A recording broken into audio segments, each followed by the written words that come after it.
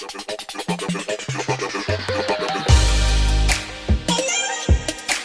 morning guys. Ngayon po is araw ng Monday. So ang ganda ng weather today. Ayan guys, nakikita niyo naman. Ang ganda ng araw today. Working days guys.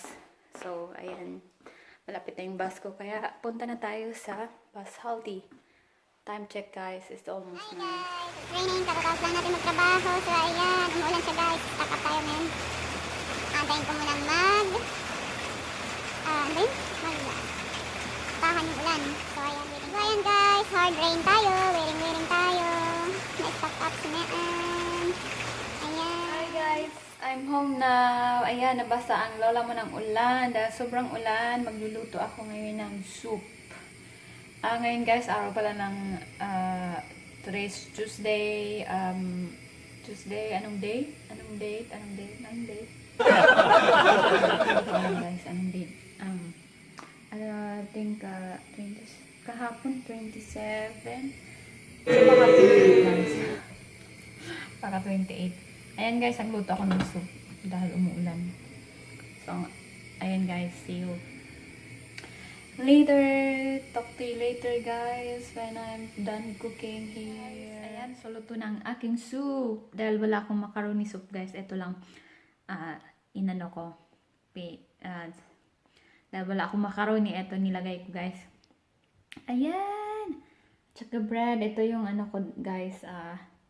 Lunch for today. After work, luto. And then, dahil maulan, soup tayo guys. Okay guys, kain muna tayo. Kain muna ako. Then,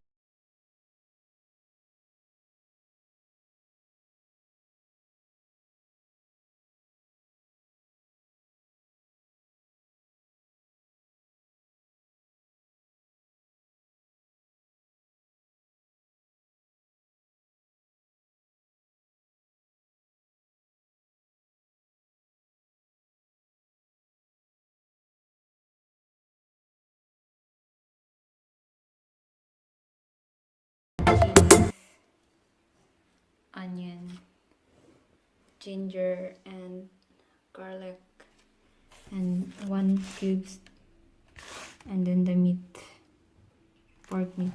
Ayan guys, already cut na po, ready to cook na lang. So ayan po, magluto tayo ng Bicol Express from Bicol.